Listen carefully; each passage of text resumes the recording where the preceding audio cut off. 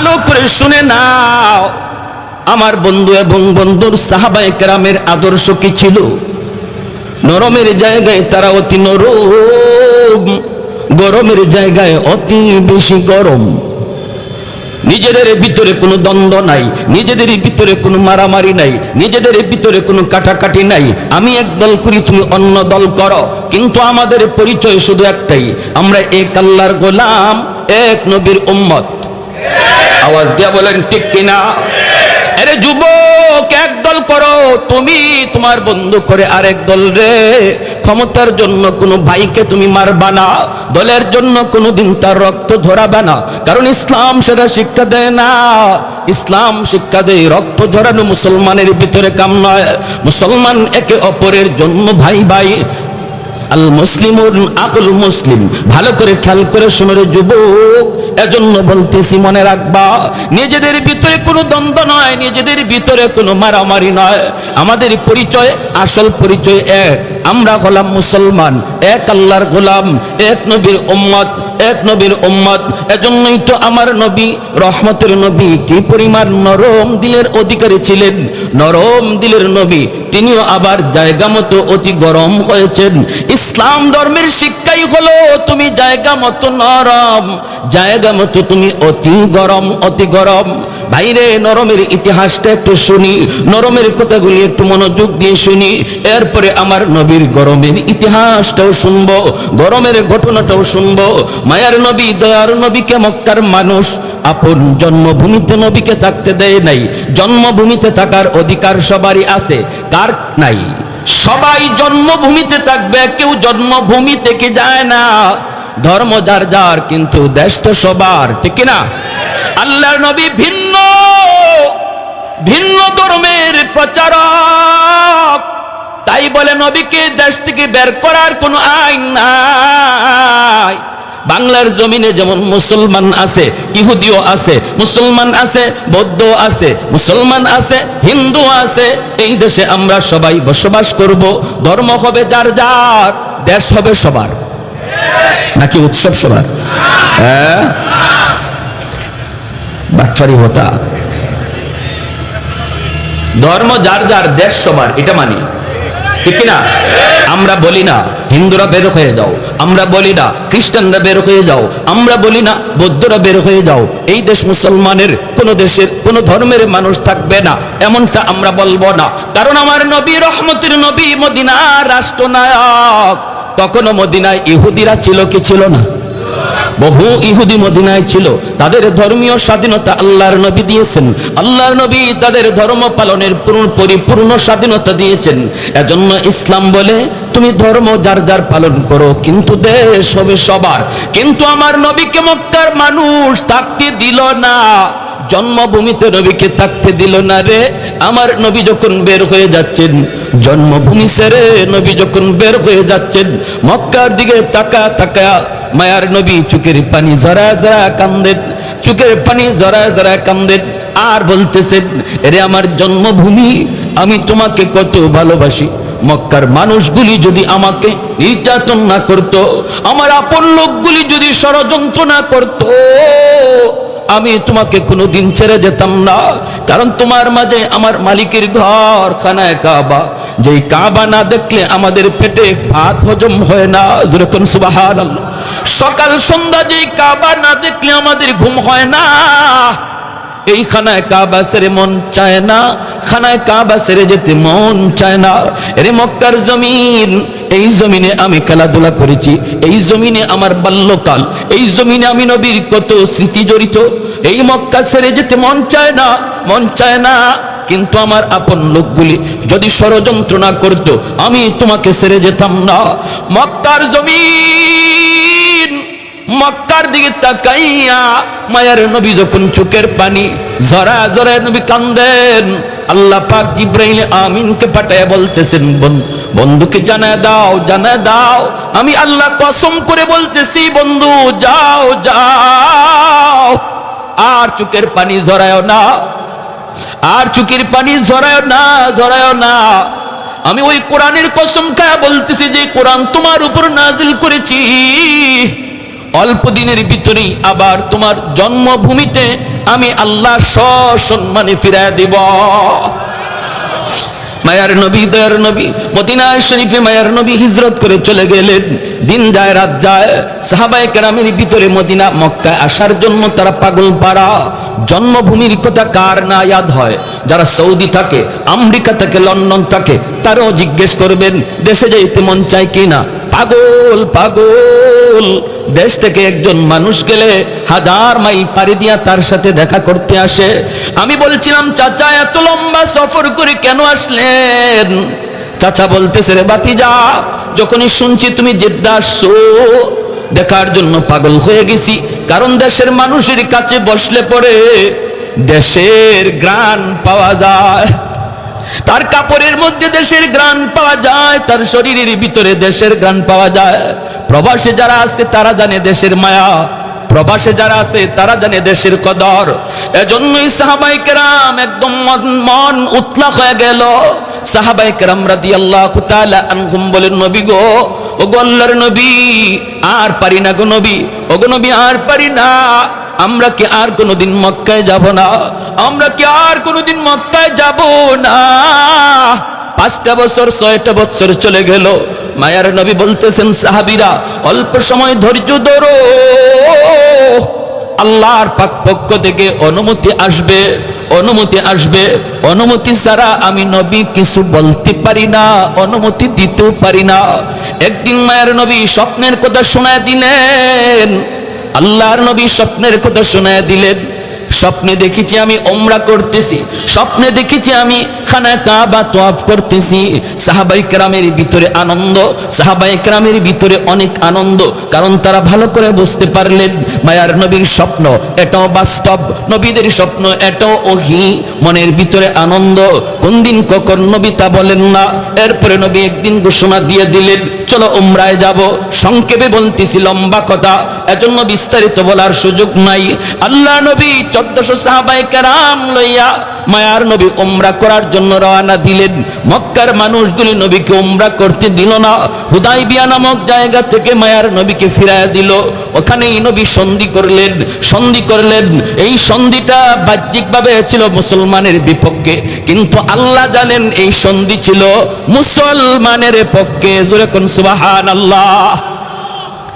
2 বছর পার হয় নাই রে যুবক, সন্ধির মেয়াদ ছিল 2 বছর। এর ভিতরেই তারা সন্ধি ভাঙতে বাধ্য হয়েছে মক্কার কাফিররা। আল্লাহর নবী 10,000 সাহাবায়ে কেরাম লইয়া মায়ার নবী মক্কা জয় করার জন্য, মক্কায় অভিযান করার জন্য আল্লাহর নবী রওনা দিয়ে দিলেন। মক্কার কাছাকাছি এসেই নবী অবস্থান করলেন। নবী বলতেছেন, সাহাবীরা রে, রাত হয়ে গেছে, সন্ধ্যা হয়ে গেছে, এখন যদি মক্কায় ঢুকি অন্ধকারে মারামারি হবে, কে কাকে মারবে কোনো খেয়াল থাকবে না। নারীর গায়ে হাত উঠে যেতে পারে, শিশুর উপরে তলোয়ার চলতে পারে, নিরপরাধ নিরস্ত্র মানুষের গায়ে তলোয়ার চলতে পারে রে। না না, রাতের বেলা আমি নবী ঢুকতে পছন্দ করি না। আমরা রাত অবস্থান করব এই সমতল জায়গায়, সকালবেলা আমরা মক্কায় ঢুকবো, সকালবেলা মক্কায় ঢুকবো। এই হলো মানবতার নবী, এই হলো রহমতের নবী। সাহাবায়ে কেরামের যে স্পিরিট ছিল, এই স্পিরিটটা ছিল এখনই মক্কায় ঢোকার। কিন্তু মায়ের নবী, তিনি তো মানবতার নবী, তিনি চিন্তা করেছেন অন্ধকারে মারামারি ঠিক নয়, অন্ধকারে মারামারি ঠিক নয়। কে কারে মারবে, শিশু হত্যা হয়ে যেতে পারে, নারীর উপর হামলা হতে পারে।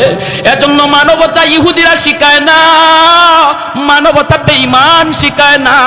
মানবতার মূর্ত প্রতীক হলেন আমার আপনার নবী, রহমতের নবী, নবী মুহাম্মদুর রাসূলুল্লাহ। জোরে বলি সাল্লাল্লাহু আলাইহি ওয়াসাল্লাম। আজকে মানবতার দোহাই দেয় বেঈমানের দল। মায়ার নবী শিশু হত্যা করাকে অপরাধ বলেছেন, অপরাধ, মানবতা বিরোধী কাজ নবী বলেছেন। কিন্তু আজকে ফিলিস্তিনের জমিনে মুসলমানের শিশু রক্ত ঝরছে, আরাকানের জমিনে মুসলমানের শিশু রক্ত ঝরছে। নাফ নদীর পানি আজও সাক্ষী হয়ে আছে। ফিলিস্তিনের জমিনে ছোট্ট শিশুটা একটা পাথরের চাকা দিয়া ঢিল দেয়। ছোট্ট শিশু পাথরের চাকা, মাটির চাকা দিয়া দুশ্মনের দিকে, ইহুদির দিকে ঢিল দেয়। মিডিয়া সেই ইটাটা দেখায়, ঢিল দেওয়াটা দেখায়, কিন্তু এরপরে এই বাচ্চাটারে গুলি করে হত্যা করেছে এই সিনটা দেখায় না। আওয়াজ দিয়া বলেন ঠিক কিনা? অতএব আজ যারা মানবতার স্লোগান তুলে, এদের হাতেই মানবতা হত্যা হচ্ছে। আওয়াজ দিয়া কোন ঠিক কিনা? ওরা মুসলমানের দিকে হাত উঠায় টেরোরিস্ট বলে। মুসলমান টেরোরিস্ট নয়, মুসলমান সন্ত্রাস নয়। মানবতা শিখায়া গেছে মুসলমানের নবী মুহাম্মদুর রাসূলুল্লাহ সাল্লাল্লাহু আলাইহি ওয়াসাল্লাম। সাহাবায়ে কেরামের স্পিড ছিল, এখনই মক্কায় ঢুকো, কিন্তু নবী সেই স্পিডকে থামায়া দিলেন। ঢুকতে পারতেন কেন? মানবতার কারণে, মানবতার কারণে। অতএব আজ আমি ভালো করে বলতে চাই, মুসলমান মানবতা বিরোধী নয়, মুসলমান মানবতা শিখায়। আর ফিলিস্তিনের জমিনে, কাশ্মীরের জমিনে, আরাকানের জমিনে মুসলিম শিশুকে যারা শহীদ করে, এরাই হলো সন্ত্রাসী, এরাই হলো টেরোরিস্ট। আওয়াজ দিয়ে এখন ঠিক কিনা? আঙ্গুল উঠাবা একদিকে, বাকি 3 আঙ্গুল তোমারে বাস দেয়। আওয়াজ দিয়া বলেন ঠিক কিনা? প্যারে হাজিরিন, এজন্য বলি সাবধান, ভালো করে ইয়াদ রাখো, ভালো করে বুঝো, ভালো করে খেয়াল রাখো। মানবতা কে শিখায় গেছে, আর কাদেরকে সন্ত্রাসী বলো, কাদেরকে জঙ্গি বলো, বলো কাকে, কাকে বলো? এমন একটা নজির দেখাও তোমাদের ধর্মীয় কোনো পৃষ্ঠপোষকের, তোমাদের ধর্মীয় কোনো নেতার। আমার নবী যত উদাহরণ সৃষ্টি করে গেছেন, যত নজির সৃষ্টি করে গেছেন, একজন ভিন্ন ধর্মের কোনো নেতার এমন দৃষ্টান্ত কেউ দেখাতে পারবে? অসম্ভব, পারবেই না। প্যারে হাজিরিন, এজন্য আল্লাহর নবী থামায়া দিলেন। মায়ার নবী বলতেছেন এখানে অবস্থান করো। আল্লাহ নবী এখানে অবস্থান করলেন। সাহাবায়ে কেরামকে নবী বলতেছেন রাত কাটানোর জন্য আমাদের তাবু প্রয়োজন, তাবু বানাও। আবার খাওয়া দাওয়ার জন্য চুলা বানানো লাগবে, হাজত সারার জন্য বাথরুম বানানো লাগবে। চুলা বানাবা, 10,000 মানুষের জন্য যে কটা চুলা প্রয়োজন, এর চেয়ে ডাবল চুলা বানাও। আর 10,000 মানুষের জন্য যে কটা বাথরুমের প্রয়োজন, এর চেয়ে বাথরুম অর্ধেক কম বানাও। সাহাবায়ে কেরাম এই হিকমতটা তখন বুঝেন নাই যে আল্লাহ নবী চুলা বানাইতে বললেন ডাবল, আর বাথরুম বানাইতে বললেন অর্ধেক কম। কি ছিল হিকমত? সাহাবায়ে কেরামের একটাই শুধু আমল ছিল, আল্লাহ নবীর কথা শুনছেন, আদেশ শুনছেন, সাথে সাথে মানছেন, যুক্তি খাটান নাই। সাহাবায়ে কেরাম কোনো চিন্তা করেন নাই কেন এটা করব, নবী কেন বললেন। এর নাম হলো ইতাআত। জোরে বলেন, এর নাম কি? ইতাআত। এর নাম হলো অনুসরণ, এর নাম হলো অনুসরণ। যেখানেই শুনবো আমার নবীর কথা, সেখানেই বুঝতে হবে আমার কথা বাদ। যেখানেই শুনবো আমার নবীর মত, সেখানেই আমার মত বাদ। যেখানেই শুনবো আমার নবীর কথা, আমার নবীর সিদ্ধান্ত, সেখানেই আমার যুক্তি বাতিল। এর নাম হলো উম্মত। আমার মতে মত নয়, নবীর মতে মত, এর নাম? আওয়াজ দিয়া বলেন, আমার মত মত নয়, নবীর মতে মত, এর মত, এর নাম উম্মত। সাহাবায়ে কেরামের ছিল এই নজির। দিন বুঝতেন না, রাত বুঝতেন না, দাঁড়ানো বুঝতেন না, বসা বুঝতেন না। আমরা তো দাঁড়ানো লইয়া আর বসা লইয়া মারামারি করে রক্ত ঝরে। সাহাবায়ে কেরাম দাঁড়ানো বসানো বুঝতেন না, একটাই শুধু বুঝতেন আমার গোটা জিন্দেগিটা কিভাবে নবীর নমুনা হয়ে যায়। আমার নামাজের কিবলা হবে খানায় কাবা, জীবনের কিবলা কিভাবে হয় মুহাম্মদুর রাসূলুল্লাহ। এই ছিল সাহাবায়ে কেরামের টার্গেট, আর তারা তাই করেছেন। নামাজের কিবলা বানাইছেন খানায় কাবা, গোটা জীবনের কিবলা বানাইছেন মুহাম্মদুর রাসূলুল্লাহ সাল্লাল্লাহু আলাইহি ওয়াসাল্লাম। হাঁটা আমার নবীর মতো, বসা আমার নবীর মতো, হাসি আমার নবীর মতো, ঘুম আমার নবীর মতো, প্রতিটা কাজ নবীর মতো। এজন্যই নবী বলেছেন আসহাবিকান নুজুম বিআইয়িহিম ইকতাদাইতুম ইহতাদাইতুম। আমার একজন সাহাবীর অনুসরণ করো, হেদায়েত পেয়ে যাবা। জোরে করে সুবহানাল্লাহ। কোনো আওয়াজ নাই। বাথরুম বানাইলেন প্রয়োজনের তুলনায় কম, আর চুলা বানাইলেন প্রয়োজনের তুলনায় ডাবল বেশি। আবু সুফিয়ান মক্কার লিডার, খবর পেয়ে গেছে তারা মুহাম্মদুর রাসূলুল্লাহ বেশ সাহাবী লইয়া আসতেন মক্কা দখল করার জন্য, কিন্তু রাত অবস্থান করতেছেন তারা মক্কার পাশেই পাহাড়ের সমতল জায়গায়। সকালে আক্রমণ হবে মক্কা। আবু সুফিয়ান লিডার পাঠাইছে একজন রে, গুপ্তচর সিআইডি পাঠাইছে, যা যায় দেখায় মুহাম্মদের সাথে কি পরিমাণ লোক আসছে, কি পরিমাণ লোক আসছে। এ আসছে আয়েশা পাহাড়ের উপর থেকে তাকাইছে, যে টাইমে সে আসছে এই টাইমটাতে সাহাবায়ে কেরাম নিজেদের খানা পাকানোর জন্য চুলায় আগুন জ্বালাইছেন। এ পাহাড়ের উপর থেকে ময়দানে তাকায় দেখে কের মানুষ গণবো? পুরা ময়দান খালি চুলা আর চুলা। আমারে পাঠাইলো মানুষ গণতে, আমি তো চুলা কই নাই, কলকপুর পাই না, মানুষ গণবো কখন? কারণ চুলা প্রয়োজনের তুলনায় কম না ডাবল বেশি? গোটা ময়দান জুড়ে যদি চুলা আর চুলা হয়, এক একজনের জন্য এক চুলা কেউ বানায় না, 5 জন 10 জনের খানা এক পাকানোর জন্য একটা চুলা বানায়। সে বলতেছে রাম রাম রাম রাম, এই কোন কাম? মানুষ গণবো কখন? পিছনে বেগ গিয়ার, আবু সুফিয়ান রে কয় লিডার, খবর বড় জটিল খারাপ। কয় কি খারাপ? কয় মুহাম্মদ যে কি পরিমাণ লোক লই আইছে এর হিসাব নাই। কয় মানে তুই গণলি না? আরে রাখো, মানুষ গণবো, আমি তো চুলাই গই না, কুল পাই নাই। যে পরিমাণ চুলা দেখছি ময়দানে, মানুষ গণবো কখন? কেউ চুলা গইনা শেষ করতে পারবে না। কত তোর আন্দাজ কেমন? একটু ধারণা দে না আমারে। আরে মারামারি কর্ম তো পরে, আগে তো ধারণা নিতে হবে। হ্যাঁ কয় নিশো 70,000 হবে, অথচ নবীর সাথে আসছে মাত্র 10,000। নবীজির সাথে সাহাবী কয় হাজার? না হইলো 60-70,000 হবে। আবু সুফিয়ান কয় রাম রাম রাম রাম, এই এত লোকের সাথে কিভাবে যুদ্ধ করব? কত ঠিক আছে, বুঝা পরামর্শ করা দরকার। শেষ সাথে পাঠাইছে আরেকটারে, কয় আগ্রাতের সিআইডির খবর সত্য না মিথ্যা তুই একটু যাচাই করে আয়। এ যে টাইমে আসছে, এই টাইমে মুজাহিদরা ঘুম থেকে উঠতে বাথরুমের সামনে লাইন ধরছে। বাথরুম প্রয়োজনের তুলনায় বেশি না কম? তাহলে লাইন শুট হইব না বড় হইব? বুঝছেন অবস্থাটা? এ পাহাড়ের উপর থেকে তাকাইছে মানুষ গন্ত, মানুষ গণব কি? বাথরুমের সামনে যা দাঁড়ায় আছে এই লাইনে গইনা কুল পায় না। এখন কয় হাই হাই হাই হাই, সব তো আর বাথরুমে আসে নাই, কিছু মানুষের বাথরুম ধরছে, বাকিরা তো তাবুতে। যে পরিমাণ লাইনে দাঁড়াইছে, এটা গণমু কখন আর হিসাব লইমু কখন? হেওয়া পিছনে বেগার গিয়া কো উস্তাদ মারামারি করলে আপনি করেন, আমি গেলাম। আমি নাই। বলে কেন, কি হইছে? আরে মানুষ যে কি পরিমাণ লইয়া আইছে মোহাম্মদ আমার হিসাবে ধরে না, এটা গণনা করে শেষ করা যাবে না। কয় কেন? বল না কি হইছে কনা। কয় আমি বল মনে পড়ে, ও কত কইছিল? আগ্রাইতে গেছে কয় 60-70,000। আরে রাখেন 60-70,000, বাথরুমের সামনে যা দাঁড়ায় আছে এটাই তো 60-70,000।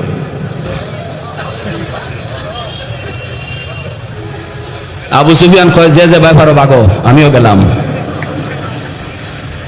যে যে ভাই পারো বাগো, আমিও পথ দেখি। বেচারা পথ দেখা লাগছে না, তাই নিজে মুসলমানই হয়ে গেছেন। এটাও আল্লাহ নবীর দোয়া। কারণ আবু সুফিয়ানের মেয়ে উম্মে হাবিবা রাদিয়াল্লাহু তাআলা আনহা, নবীজির একজন পবিত্র বিবি, তিনি আল্লাহ নবীকে নিয়ে দোয়া করছিলেন, নবী গো আমি একটু হাত উঠাই, আমি একটা মুনাজাত করি, আপনি আমার সাথে শুধু আমিন কইেন। নবী কয় আচ্ছা ঠিক আছে, মুনাজাত করো। নবীজি হাত উঠাইছেন, আর উম্মে হাবিবা হাত উঠে আল্লাহ আমার আব্বারে তুমি হেদায়েত দিয়া তোমার হাবিবের সাহাবী বানাই দাও। আর নবী তো আমিন বলে ফেলছেন, দোয়া কবুল হয়ে গেছে। সুবহানাল্লাহ। আমার ভাইরা বন্ধুরা, যুবক, আল্লাহর নবী মক্কায় ঢুকলেন, বিনা রক্তপাতে কেউ নবীকে বাধা দিল না, বাধা দেওয়ার কথাও না। একে একে সবাই যার যার মতো করে চলে যেতে লাগলো। আল্লাহর নবী যখন মক্কায় ঢুকবেন, ওই অবস্থায় মক্কার মানুষগুলি তারা এরপরও বিশ্বাস করে না, কিছু না কিছু নবী তো বদলা নিবেনি। আল্লাহর নবীর দুইকে এলান করলেন, লা তাসরিবা আলাইকুমুল ইয়াউম, আজকের দিন বদলা নেওয়ার দিন নয়, আজকের দিন আল ইয়াউম ইয়াউমুল মারহামা, আজকের দিন হলো রহম করার দিন, আজকের দিন হলো ক্ষমা করার দিন। নবী বলেন আমি মক্কার সবগুলি মানুষকে ক্ষমা করে দিলাম, যারা আমার উপরে নির্যাতন করেছে, আমার সাহাবীদের উপরও নির্যাতন করেছে, সবাইকে সাধারণ ক্ষমা করে দিলাম। আল্লাহর নবী যখন সাধারণ ক্ষমা করে দিলেন, সাহাবায়ে কেরাম এসে বলেন, নবী গো, ওগো নবীজি, সবকে আপনি মাফ করে দিলেন, কেমন করে গো নবী? আপনি কি আম্মার ইবনে ইয়াসিরের নির্যাতনের কাহিনী ভুলে গেছেন? আপনি কি বেলাল হাবশির নির্যাতনের কাহিনী ভুলে গেছেন? আপনি কি খাব্বাবের নির্যাতনের কাহিনী ভুলে গেলেন? আপনি কি আবু বকর সিদ্দিকের নির্যাতনের কাহিনী ভুলে গেলেন? আল্লাহর নবী, রহমতের নবী বলেন, সাহাবীরা রে, আমি ভুলি নাই, আমি কারো নির্যাতনের কথা ভুলি নাই। তোমরা কি আমি নবীর নির্যাতনের কথা ভুলে গিয়েছো? আমার উপর মক্কায় যে নির্যাতন হয়েছে এটা কি তোমরা ভুলে গিয়েছো? সাহাবীরা কই না গো নবী, আমরাও ভুলি নাই, আমরাও ভুলি নাই। নবী বলেন এই মক্কার জমিনে আমি নবী এতিম, ওই অবস্থায় আমি দাওয়াতের কাজ শুরু করেছি। কত নির্যাতন, কত মাথায় আঘাত, রক্ত ঝরলো। খানায় কাবার সামনে সেজদায় গেলাম, দুশমন মাথার উপরে উটের নাড়ি বুড়ি চাপায় দিল, দম যায় যায় যায় যায়। আমার মেয়ে ফাতেমা দৌড় দিয়ে আইসা উটের নাড়ি বুড়ি ধাক্কা দিয়ে ফেলায়। তোমরা কি ভুলে গেছো 2 বছর 3 বছর আমি নবী পরিবার সহ বন্দী ছিলাম শিয়াবে আবি তালিবের ভিতরে? আমি তো বন্দী ছিলাম, কারাগারে বন্দী ছিলাম। এই 1 বছর নয় 2 বছর, 1 বছর নয় 2 বছর, 2.5 বছর টাইম। এই টাইমের ভিতরে কোনো খানা পানি তারা দেয় নাই। আমার পরিবারের লোকগুলি গাছের পাতা খেয়ে খেয়ে জীবন ধারণ করেছে। মহিলাদের বুকের স্তনের দুধ শুকিয়ে গেছে, বাচ্চাগুলির কান্না আমি নবীর কানে এখনো ভাসে। ক্ষুধার যন্ত্রণায়, ক্ষুধার যন্ত্রণায় একদিন রাতের অন্ধকারে আমার পায়ের নিচে কি পড়লো, একটু নরম নরম মনে হয়েছে, আমি খাবার মনে করে খেয়ে ফেলেছি। আমি নবী আজও জানি না ওই দিন আমি কি খেয়েছিলাম। এত নির্যাতন, এত বিপদ, এত মুসিবত, তোমরা কি আমার সেই কাহিনীগুলি ভুলে গেছো? সাহাবায়ে কেরাম চোখের পানি মুছে আর কই না না না গো নবী, ভুলি নাই, ভুলি নাই। আল্লাহ নবী বলেন আমি আমার নির্যাতনের সব কথা ভুলে গিয়া যদি মক্কার মানুষকে মাফ করে দিলাম, তোমরা কেন মাফ করতে পারবা না? সাহাবীরা মনে রাখো বদলা নেওয়ার জন্য মক্কা দখল করি নাই, আল্লাহর নাম উচ্চারণ করার জন্য, কালেমার পতাকা উত্তোলন করার জন্য মক্কা দখলে নিয়েছি। যেই মানুষগুলো তোমাদের বাড়িগুলি দখল করে রেখেছে ওই বাড়ির মালিক সে নয়, সে হলো দখলদার। মালিক হলে তোমরা আজ সেই বাড়িতে ফিরে যাও, যায়া বাড়ি দখলে নেওয়ার জন্য নয়। যায়া বলবা ভাই রে তুমি এতদিন পর্যন্ত আমার বাড়ির দখলদার ছিলাম, মালিক ছিলাম না, আমি ছিলাম মদিনায়। মদিনায় যাওয়ার কারণে আমার বাড়ি তুমি দখল করে নিয়েছো, আজ আমি তোমাকে মালিকানা সহ বুঝা দিলাম। রুহামাউ বাইনাহুম, আমার নবী রহমতের নবী কি পরিমাণ দরদ। আল্লাহ নবী রহমতের নবী সবাইকে ক্ষমা করে দিলেন, সবাইকে ক্ষমা করে দিলেন। এরপর মক্কার মানুষজন বিশ্বাস করে না, কয় কিছু না কিছু বদলা তো নিবেই, কিছু না কিছু বদলা তো নিবেই। যেই পরিমাণ নির্যাতন মক্কার মানুষে করছে বদলা আবার নেয় না কেমনে? আল্লাহর নবী হঠাৎ করে দেখেন মানুষগুলি বিশ্বাস না কইরা ঘরের মাল সামানা মাথায় লইয়া লইয়া তারা পাহাড়ের দিকে চলে যায়। নবীজি তাকায় তাকায় দেখেন মানুষগুলি নবীকে চিনে না, আমার নবী কি চিনে না। ওই অবস্থায় নবীজি হাঁটেন আর দেখেন একজন বৃদ্ধা মহিলা মাথার মধ্যে ভারী একটা বোঝা নিয়ে যায়, কষ্ট হয়ে যেতে পারে না। রহমতের নবী কাছে যাইয়া ডাক দিয়া বলতেছেন মা গো কই যাও? মহিলায় কয় বাবা তুমি শুনো নাই? বলে কি? কয় মক্কা মুহাম্মদ দখল করে নিয়েছে, এই মক্কা মুহাম্মদ দখল করে নিয়েছে, তুমি বুঝি শুনো নাই? আল্লাহর নবী বলেন মা গো শুনেছি, এও তো শুনেছি মুহাম্মদ তোমাদেরকে ক্ষমা করে দিয়েছে। মহিলায় কই না রে বাবা তুমি মুহাম্মদ রে চিনো না, মুহাম্মদ রক্তপাত পছন্দ করে, খুব গরম মানুষ, মুহাম্মদ মারামারি কাটাকাটি বেশি পছন্দ করে, এজন্য বদলা নিবেই নিবে, তাড়াতাড়ি জান বাঁচাও। আল্লাহর নবী তখনও নিজের পরিচয় নবী দেন না, পরিচয় না দিয়া নবী বলতেছেন মা গো বোঝাটা অনেক ভারী, অনেক ভারী, তুমি বৃদ্ধা মানুষ নিতে কষ্ট হয়, আমি জোয়ান মানুষ, আমার মাথায় তুমি বোঝাটা উঠায় দাও, যেখানে যেতে চাইবা আমি তোমাকে সেখানে পৌঁছায় দেব। একটু জোরে কোন সুবহানাল্লাহ। কৌনাইনে মুখতারে খুদা তুমকো বানায়া, कौनैन मुख्तार खुदा तुमको बनाया, उम्मत का निगाहबान खुदा तुमको बनाया, उम्मत का निगाहबान खुदा तुमको बनाया। मौला मेरा आका मेरा रहमत की नबी है, मौला मेरा आका मेरा रहमत की नबी है, ताजदार मदीना है तो माहे अरबी है, ताजदार मदीना है तो माहे अरबी है, अशजार ने देते हैं नबूवत के शहादात, तशकीक कमर में है तो अंगुल की इशारात, तशकीक कमर में है तो अंगुल की इशारात। একটু জোরে বলি আল্লাহু আকবার, মুসলমানের আওয়াজে বলি আল্লাহু আকবার। আল্লাহর নবী মহিলাকে যেই মাত্র এই কথাটা বললেন, মহিলায় কয় বাবা তাহলে তো বড় উপকার হতো। নবীজির মাথায় বোঝাটা চাপায় দেওয়া হলো। আমার নবী আপনার নবী মাথায় বোঝাটা লইয়া নবীজি পাহাড়ের দিকে যাইতে শুরু করলেন। ওই অবস্থায় নবীজির চোখ থেকে দর দর করে পানি পড়ে। নবীজি কান্দেন আর বলেন মালিক আমি তো সবাইকে ক্ষমা করে দিয়েছি গো, কেন তারা কথাটা বিশ্বাস করলো না? ও মালিক তুমি আমাকে এজন্য হাসরের মাঠে কোনো পাকড়াও কইরো না। দেখো না মালিক আমি তো তাদেরকে আরো সহযোগিতা করতেছি। নবীজি যান, আমার নবীর চোখ থেকে দর দর করে পানি পড়ে। পাহাড়ের কাছাকাছি যাইতেই মহিলায় কই বাবা যুবক এই জায়গায় বোঝাটা তুমি নামায়া দাও।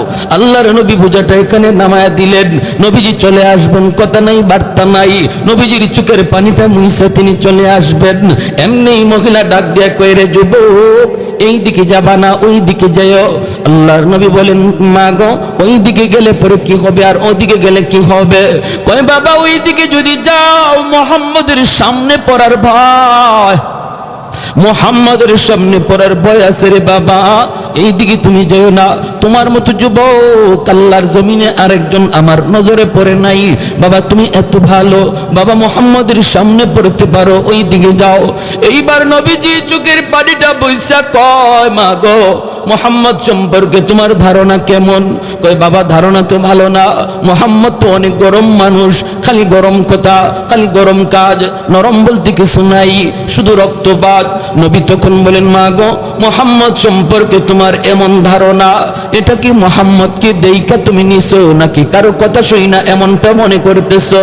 মহিলায় কই বাবা আমি জীবনে মুহাম্মদকে দেখি নাই, আবু জাহেলের কথা শুই না, উতবা সাহেবের কথা শুই না, এমনটা মনে করি। আল্লাহর নবী তখন চোখের পানিটা মুছে আর কই মা গো আর মানুষের কথা শুই না, মুহাম্মদকে চিনা লাগবে না, নিজের চোখে দেখে নাও। যেই যুবক তোমার বোঝা মাথায় নিয়ে এই পর্যন্ত আসলো আমি সেই মুহাম্মদ।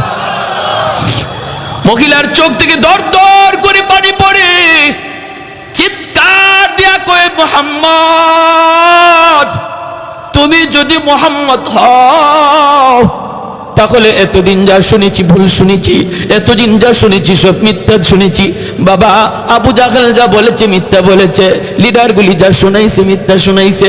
বাবা তোমার মতো এত নরম দিলের মানুষ আল্লাহর জমিনে হয় না রে। বাবা আমি আর দেরি করতে চাই না, তাড়াতাড়ি কালেমা পড়ে মুসলমান বানায় দাও। সেই নরম নবী গরম হয়েছেন, ওই নরম নবী তিনি আবার গরম হয়েছেন। কেমন গরম হয়েছেন? মদিনার মসজিদের মিম্বর, মায়ার নবী দয়ার নবী বলেন কাব ইবনে আশরাফের কল্লা কাইটা আমি নবীর সামনে কে আনতে পারবা? মসজিদে নববীর মিম্বর থেকে নবী ঘোষণা দিলেন জ্যান্ত একজন মানুষের কল্লা কাইটা আমি নবীর সামনে হাজির করবা। কে আছো এমন বলুন তো? ওই সময় নবীজি নরম নাকি গরম? আরেকটু জোরে নরম নাকি গরম? চেহারাটা আমার নবীর লাল হয়ে গেল, আল্লাহর নবীর চেহারাটা একদম লাল হয়ে গেল। নবী বলেন ওই বেঈমানের ওই মুনাফিকের কল্লাকে এটা আমার সামনে কে আনবা? সাথে সাথে মুহাম্মদ ইবনে মাসলামা রাদিয়াল্লাহু তাআলা আনহু তিনি দাঁড়ায় গেলেন, ডাক দিয়ে বলতেছেন নবী গো আমাকে অনুমতি দেন গো নবী, আমি দুশমনের কল্লাটা কাইটা আপনার সামনে হাজির করব। নবী বললেন যাও তোমাকে আমি অনুমতি দিলাম। মুহাম্মদ ইবনে মাসলামা রাদিয়াল্লাহু তাআলা আনহু দুইজন সঙ্গী নিয়ে রওনা দিলেন। ভাইরে তিনি কে? তিনি এমন একজন সাহাবী যেমন তার সাহস তেমন তার বুদ্ধি। হুদায়বিয়ার সন্ধির সময় একা একা 100 দুশমনকে গ্রেপ্তার করে বন্দী করে নবীর সামনে হাজির করেছিলেন। বলুন তো, একজন মানুষ 100 মানুষকে বন্দী করা এটা শুধু শক্তির কাম নাকি বুদ্ধির বেশি কাম? হ্যাঁ, কি পরিমাণ বুদ্ধি, কি পরিমাণ বুদ্ধি! 2 জন সাথী নিয়ে তিনি রানা ইহুদিদের লিডার কাব ইবনে আশরাফের কল্লা আনবেন। কেন? কারণ নবী বলেন, সে আমার আল্লাহকে গালি দেয়, আমি নবীকে গালি দেয়, আমি নবী আমার গালি সইতে পারবো, আল্লাহকে গালি দিলে আমি নবী সইতে পারি না। সে মুসলিম নারীদের নিয়ে ব্যঙ্গ করে, মুহাম্মাদুর রাসূলুল্লাহ আল্লাহকে গালি দিলে বন্ধু সয় না, আর বন্ধুকে গালি দিলে আল্লাহ সয় না, ঠিক কিনা? এর নাম হলো মহব্বত। এর নাম মহব্বতের মানুষকে কেউ যদি গালি দেয়, সত্যিকারের আশিক রাসূল সেটা সইতে পারে না। যে বলবে আমার নবীকে আমি মহব্বত করি, ভালোবাসি, নবীকে গালি দিলে আশিক রাসূল ঘরে বসে থাকতে পারে না, সে অবশ্যই জবাব দিবে, রাজপথে নামবে, রক্ত থাকলে রক্ত দিতে প্রস্তুত হবে। বাংলার জমিনে কি পরিমাণ সত্যিকারের আশিক রাসূল আছে প্রমাণ হয়েছে। আর যারা নবীর ইশক ভালোবাসা মুখে শুধু কয়, রাজপথে দেখা যায় না, জিলাপি পাইলে দেখা যায়, এরা সত্যিকারের আশিক নয়, মুখে আশিক, মূলত আস্থা একটা চিটা। স্কুল কলেজ ভার্সিটির ভিতরে আজকে প্রমাণ হয়েছে আশিক রাসূল আসেনি না নাই, ঠিক কিনা? আল্লাহর নবী বলেন, যাও। মুহাম্মদ ইবনে মাসলামা রাদিয়াল্লাহু তাআলা আনহুর সঙ্গে 2 জন সাথী নিয়ে রওনা দিলেন, আর বলতেছেন, দোস্তরা সর্বদা তোমরা সজাগ থাকবা, আমার চোখের দিকে তোমরা নজর রাখবা, মুখে সব কথা বলা যাবে না, চোখের ইশারায় কাম করা লাগবে। যখনই পজিশন আসবে আমার চোখের দিকে তোমরা তাকাইবা, চোখের ভাষা বোঝা লাগবে, চোখের ভাষা বুঝতে হবে, জবানের ভাষা চলবে না। ভাইরা বন্ধুরা, এই বইলে তিনি গেলেন কাব ইবনে আশরাফের বাড়ির সামনে, তিনি ডাক দিলেন, নেতা, ও নেতা। নেতা ডাক্তার শোনা মাত্রই কাব ইবনে আশরাফ ভিতর থেকে কয়, দাঁড়াও, আসতেছি, একটু অপেক্ষা করো। কাব ইবনে আশরাফ নেতা ডাক শুই না একদম ফুলে গেছে, ফুটবল জবাই ফুলে। কারণ নেতা ডাক বড় মজা, এই নেতা ডাকের জন্য মানুষ লক্ষ লক্ষ টাকা খরচ করে, কোটি কোটি টাকা খরচ করতেও রাজি, তবুও নেতা ডাক শুনতে চায়, ঠিক কিনা? হ্যাঁ, মুহাম্মদ ইবনে মাসলামা রাদিয়াল্লাহু তাআলা আনহু তিনিও ভাবলেন, কাউরে যদি সাইজ করা লাগে আগে তারে পাম দেওয়া লাগে, পাম দিলে যদি পাম লয় তাহলে তারে খেলতে মজা, যেই বলে পাম দিলে পাম লয় এই বলটাই লাথি দিতে মজা, যেই বলে পাম দিলে পাম লয় না এই বলটা কেউ লাথিও দেয় না। এজন্য তিনি ভাবছেন, ওরে তো সাইজ করতে আসছি, আগে ওরে একটু ফুলানি লাগবে, একটু পাম দেওয়া লাগবে, বাতাস দেওয়া লাগবে, যদি বাতাস লয় পাম লয় তাহলে সুবিধা হবে। দেখেন প্রথম ডাকেই সে বাতাস লইছে, যেই বলছেন নেতা একটু দাঁড়াও আসতেছি। মুহাম্মদ ইবনে মাসলামা কই, বুঝছি তুমি পাম লইছো। যেই মাত্র আওয়ার জন্য রওনা দিছে এমনি তার বউ কয়, কাব ইবনে আশরাফের বউ, ইমাম বুখারী রাহমাতুল্লাহি আলাইহি কিতাবুল মাগাজি বুখারী শরীফ জিলদে সানিতে এনেছেন, তার বউ কি কয় শুনবেন। বউ কয়, স্বামী গো যাইও না, ডাকটা আমার কাছে বেশি সুবিধা মনে হয় না। নেতা তো, নেতার বউ নেতার বউ বড় নেতা, আরেকজনে কয়।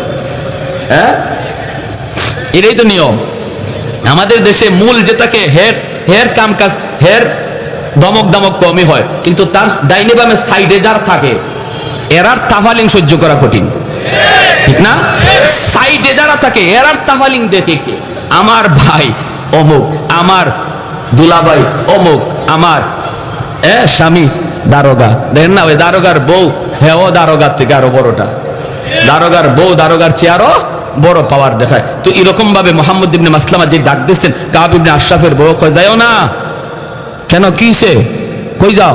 আরে দেখো না কত সুন্দর করে ডাকটা দিছে, হায় রে কত সুন্দর ডাক, আমারে খুব কমই দেয়, এভাবে ডাক দিচ্ছে, যাইতেছি। কাব ইবনে আশরাফের বউ কয়, না তোমার কাছে ভালো লাগছে, কিন্তু আমার কাছে ডাকটার মধ্যে কেমন কেমন জানি লাগতেছে। কেমন কেমন মানে? আমি এই ডাকে রক্তের গন্ধ পাই, রক্তের গন্ধ। কি জাত মহিলা বুঝেন কেউ ভাই? আমরা খালি মনে করি মহিলাদের মাথা নেড়ার টাল, জি না, মহিলাদের মাথায় গিলো আছে, কিন্তু না থাকলে দেশ চালায় কেমনে? আসেনি না নাই? হ্যাঁ, সৌদি যাই গেলাম, হজে গেলাম, আল্লাহ পাক নেওয়াইলেন আমারে। সৌদি এক শাইখে জিগায় বাড়ি কই, আমাকে বাড়ি বাংলাদেশ। এমনি আমার আরবিতে কয়, কত দেশ পুরুষ মানুষ আসেনি?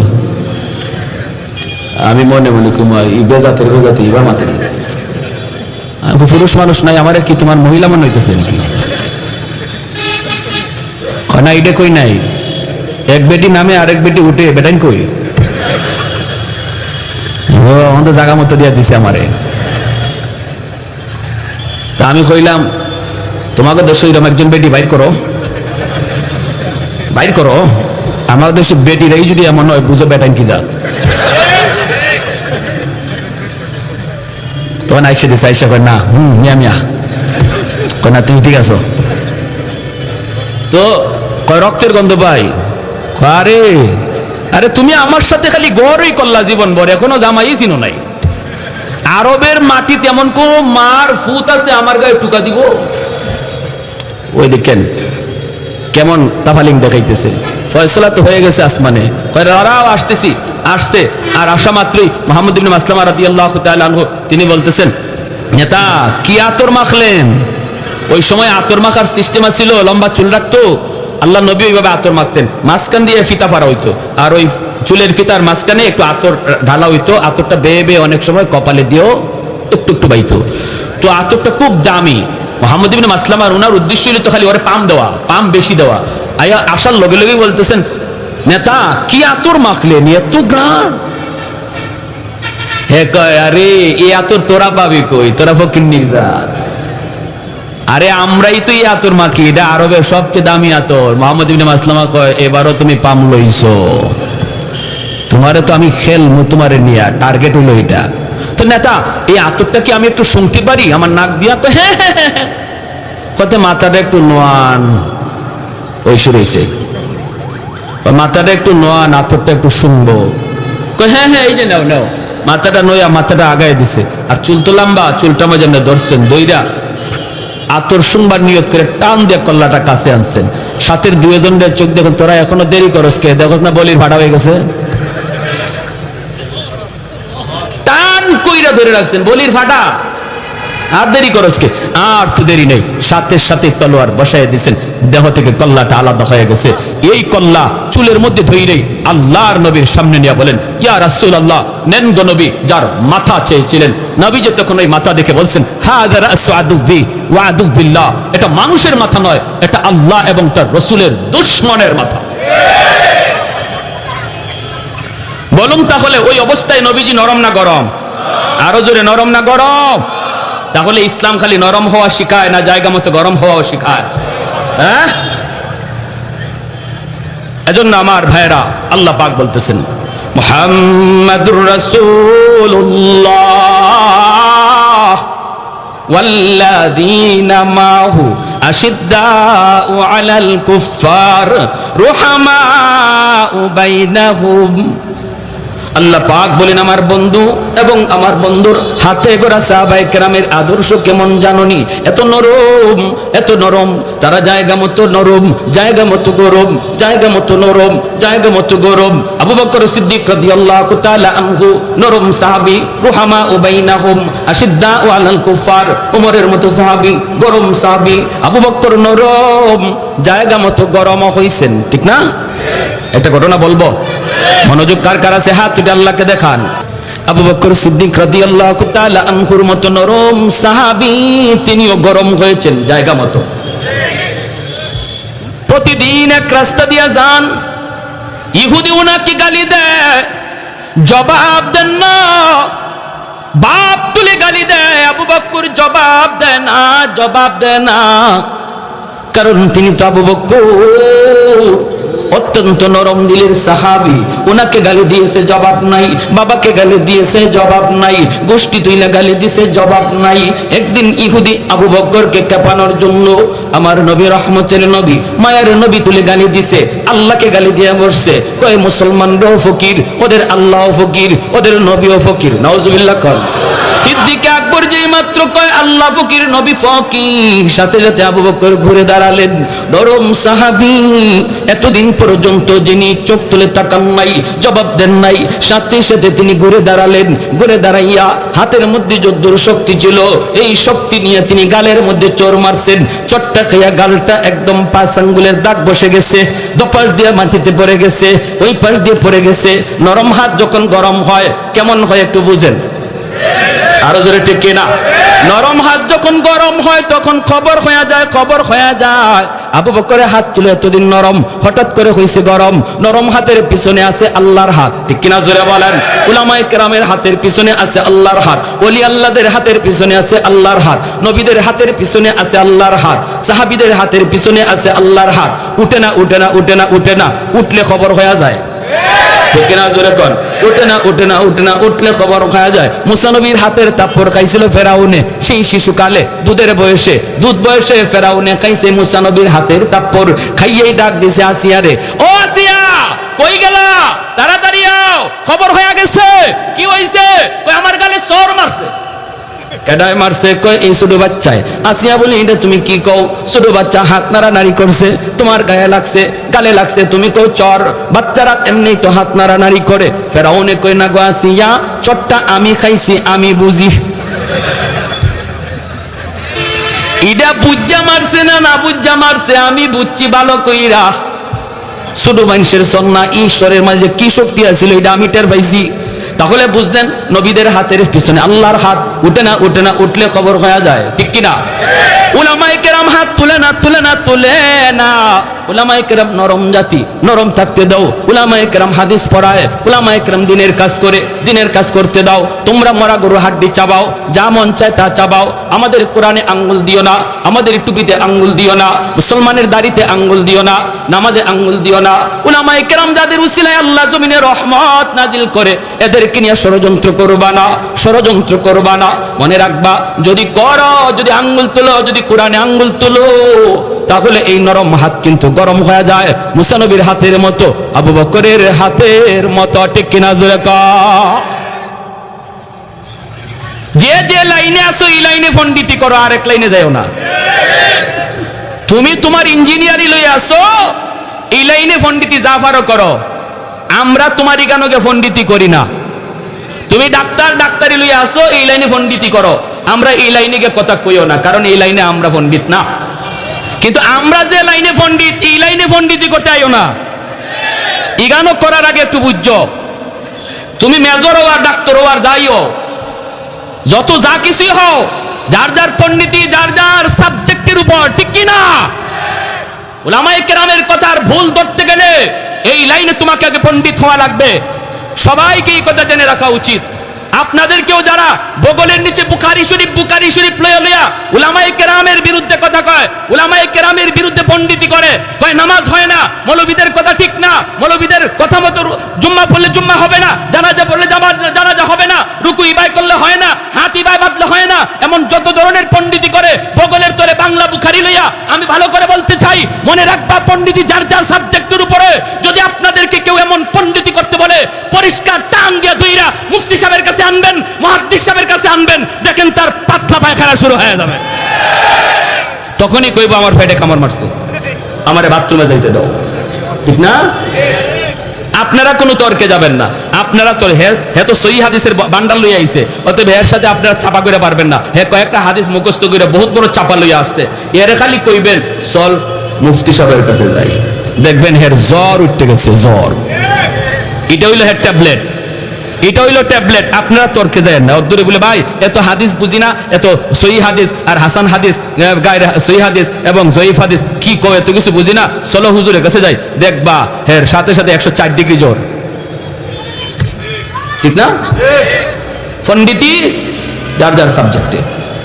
প্যারে হাজরিন, বলেন, আমরা নিষেধ করি না। উলামায়ে কেরাম বলতেছে আপনারাও কিছু জানছেন, বলেন, বুঝান, কিন্তু একজন আলেমের, একজন মুফতি মুহাদ্দিসের কথাকে যদি আপনার কাউন্টার দিতে হয়, তাহলে অবশ্যই এই লাইনে আপনার অভিজ্ঞতা থাকা লাগবে। আর আলেমদের কথা শুই না আপনি বলতেছেন উলামায়ে কেরামের জবানে শুনছি, এমন কই আপনি করেন না? দাওয়াতে তাবলীগ করতেছে, ভালো, দাওয়াতে তাবলীগে এইভাবে চলছে, আলেমদের জবানে শুনছি, ভালো কথা। কাউন্টার যদি দিতে হয় এই লাইনে অভিজ্ঞতা থাকা লাগবে। এটা তো একটা পাগলেও বুঝে, তুমি মেজরিয়া বুঝো না তো তোমার মাথায় কি ঢুকছে, ঠিক কিনা? একটা পাগলেও বুঝে। এখন যদি আপনাদের এই এলাকা মাইকিং করা হয় যে আগামীকাল আপনাদের এই হাসপাতালে আমাদের শাইখুল হাদিস শাহ হুজুর যত সিজারের রোগী আছে এরার অপারেশন করব, করবেন সবাই খুবই নিন্দারিল্লা, হুজুর এই বাড়ি কাম শুরু করলো। সিজার তো আর হইতো না, এটারে মাইরা কবর দেওয়া লাগবে, ঠিক না? মরার কাম হইব, এই কাম তো হুজুরা করে না, তো তোমরা এটা করতে হবে। ইয়ারে হাজিরিন, তো আবু বকর সিদ্দিক রাদিয়াল্লাহু তাআলা আনহু বসাই দিয়েছেন, যদ্দুর গায়ে শক্তি আছিল, এর গায়ে তো আঙ্গুলের দাগ পড়ে গেছে। সুজা নবীজির দরবারে গিয়া কয়, মুহাম্মদুর রাসূলুল্লাহ আপনার সাহাবী আবু বকর আমারে ফিটাইছে। কই কই দে গালে। আল্লাহ নবী যে দেখেন গালে এখনো আঙ্গুলের দাগ আছে, আঙ্গুলের দাগ পড়ে গেছে গালে, বুঝেন এটা কি জেনতেন চোর, এটা কি জেনতেন চোর? নবী বলতেছেন তুমি ভুল বলতেছো, মনে হয় কামটা উমরের, কারণ আমার উমরে এইরকম করে অভ্যাস আছে, কিন্তু নামটা মনে হয় তুমি ভুল বলতেছো, আবু বকর না, আবু বকর এমন করতে পারে না, আবু বকর তো নরম। ইহুদি কয় আপনার নরম সাহাবী গরম হইছে, আপনার নরম জনই আজকে গরম হইছে। আল্লাহ নবী বলে কেন, আমার আবু বকর তো হঠাৎ করে গরম হওয়ার কথা না। কয় এমনি, দেখেন ডাকাইতে ডাকাইতে মিশা কথা কয়, কয় এমনি। নবীজি আবু বকরকে ডাক দিয়েছেন, ডাক দিয়ে বলতেছেন আবু বকর ঘটনা কি, ছোট্ট তুমি মারছো সিদ্দিক আকবর, তিনি তো সিদ্দিক। সিদ্দিক কাকে বলে? জীবনে যে মিথ্যা কথা বলে না, সিদ্দিক। ডাক দিয়া বলেন ইয়া রাসূলুল্লাহ, নবী গো আমারে গালি দিছে, বাপ তুলে গালি দিছে, সব গালি সইতে পারছি, কিন্তু যখনই আল্লাহকে গালি দিছে, আপনারে গালি দিছে, তখন তো এটা আমার ইমানের সাবজেক্ট।